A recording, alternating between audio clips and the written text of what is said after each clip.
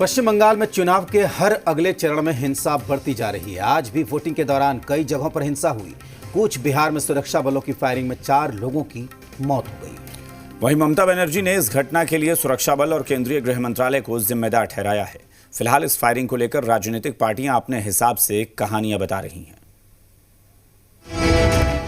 सुबह 8 बजते ही पश्चिम बंगाल में चौथे चरण के लिए 44 सीटों पर मतदान शुरू हो चुका था। दक्षिण 24 परगना की 11 सीटें, हुगली की 10, हावड़ा की 9, अलीपुर द्वार की 5 और कूच बिहार की 9 सीटों पर वोटिंग हो रही थी। सुबह 10 बजे कूच बिहार के सिताल कुची में अचानक फायरिंग की आवाज आई। भगदड़ की ये तस्वीरें सिताल कुची के बूथ नंबर 126 की।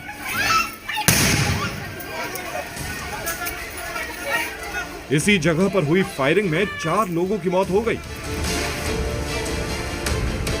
इस वक्त हम पश्चिम बंगाल के कूच बिहार में सीतल कुर्ची के बूथ नंबर 126 पे हैं। ये बूथ नंबर 126 पर मतदान रद्द कर दिया गया है। 4 लोग के मारे जाने की खबर है। यहाँ जो गोलीबारी हुई, क्योंकि यहाँ सुबह से ही लगातार एक तरह से कहा जाए लड़ाई चल रही थी बीजेपी और टीएमसी के कार्यकर्ताओं में लगातार, जिसके बाद से वो झड़प एक तरह से बढ़ती गई और उसके बाद फोर्सेज को अपने बचाव के लिए, जो फोर्सेज की तरफ से कहा जा रहा है, उन्होंने सेल्फ डिफेंस में गोली चलाई। जी मीडिया की टीम घटना स्थल पर थी और हमारे लिए जल्द से जल्द ये पता लगाना था कि फायरिंग की नौबत आई क्यों। हमारे सामने एक तरफ उन परिवारों के आंसू थे जिनके अपने इस फायरिंग में मारे गए,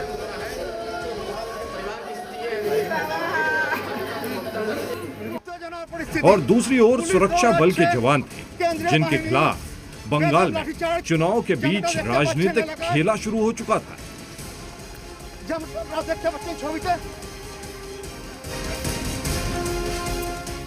সকালেও একজন মারা গেছে, 5 জন।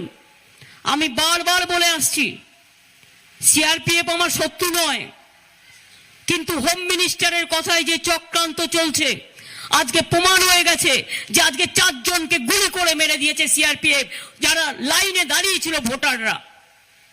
এত উদ্ধত্ত হয় কোথা থেকে, এত অত্যাচার আসে কোথা থেকে? বিজেপি জানে বিজেপি হেরে গেছে এবং হেরে গেছে বলে এখন ভোটারদের গুলি করে মারছে, কর্মীদের গুলি করে মারছে, লজ্জাও করে না। ममता बनर्जी ने बयान दिया कि सीआरपीएफ ने वोट डालने के लिए लाइन में खड़े 4 लोगों को गोली से मारा। हालांकि फायरिंग करने वाले सीआरपीएफ के नहीं, सीआईएसएफ के जवान थे। फिर भी एक मुख्यमंत्री का आरोप कोई मामूली आरोप नहीं था। टीएमसी इस कोशिश में जुट गई कि किसी तरह सुरक्षा बलों के खिलाफ बंगाल में माहौल बनाया जाए। ऐसे में और जरूरी था कि फायरिंग का सच सामने आए।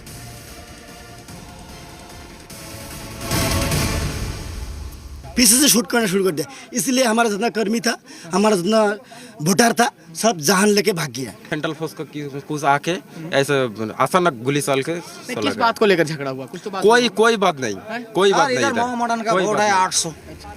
आप लोग कौन था यहाँ पे जो वोटिंग? जी मीडिया ने टीएमसी के समर्थकों से भी बात की और वहां मौजूद जवानों से भी। यहाँ पे कौन थे आप? स्थानीय लोगों का आरोप है कि मुस्लिम बहुल बूथ होने की वजह से यहां सुरक्षा बलों ने गोलीबारी की। पड़ताल के दौरान सिताल कुची के बूथ नंबर 126 पर जी मीडिया रिपोर्टर रवि त्रिपाठी की मुलाकात हुई जलपाईगुड़ी रेंज के डीआईजी से। लड़का गिरा था इधर बाजू में ही, एक लड़का था मोहम्मद मिनाल। बाद में वो टाइम में स्प्रेड हो गया कि इलाका में कि ये लड़का को पुलिस मार दिया, मतलब सीआरपीएफ ने इसको गोली करके मार दिया। ये सेल्फ डिफेंस में अभी तक कितना प्राइमरली पता चल रहा है, ये यहाँ सीएसएफ का क्यूआरटी गाड़ी था, सेंट्रल इंडस्ट्रियल सिक्योरिटी फोर्स का, वो लोग गोली किया, उसमें स्पॉट में 4 लोग मरा है। यानी फायरिंग की वजह अफवाह थी और अफवाह की वजह से बड़ी संख्या में गांव के लोग हथियारों के साथ जुटे और सुरक्षा बल के जवानों को घेर लिया। उपद्रवी जवानों से हथियार छीनने की कोशिश कर रहे थे, बूथ पर कब्जा करना चाहते थे। कूच बिहार के एसपी देवाशीष धर ने भी फायरिंग को लेकर यही बात कही। उनके मुताबिक 300 से ज्यादा लोग सुरक्षा बलों पर हमला करने के इरादे से पहुंचे थे।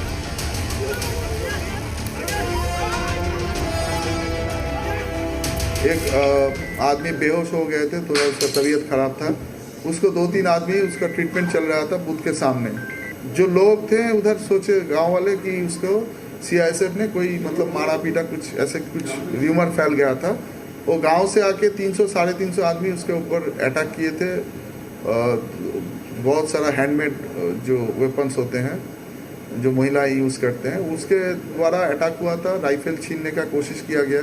उस टाइम उसका जब राइफल छीनने का कोशिश किया और बूथ में के अंदर में घुसने का कोशिश किया, तब ये घटना घटा। हमारी पड़ताल में यह साफ हो चुका था कि अगर सीआईएसएफ के जवानों ने फायरिंग ना की होती तो उनकी जान जा सकती थी। बूथ पर कब्जा हो चुका होता। चुनाव करा रहे अधिकारियों की जान भी खतरे में होती। लेकिन ममता बनर्जी बिना सच जाने सुरक्षा बल और केंद्रीय गृह मंत्रालय को विलन साबित करने में जुट गई हैं। हालांकि सिलीगुड़ी की चुनावी सभा में प्रधानमंत्री नरेंद्र मोदी ने दीदी के आरोपों का अपने ही अंदाज में जवाब दिया।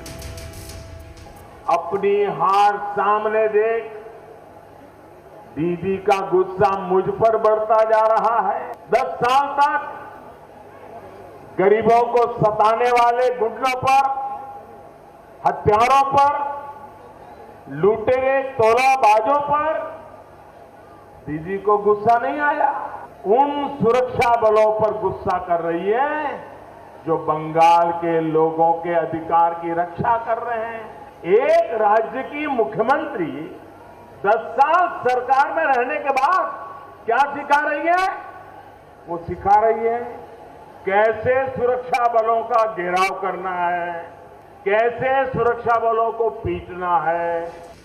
पश्चिम बंगाल के लोगों से जी मीडिया की अपील है कि अपनी आंखों पर भरोसा कीजिए, अफवाहों पर नहीं, और हिंसा से सामाजिक दूरी बनाकर रखिए। रवि त्रिपाठी, जी मीडिया, कूच बिहार।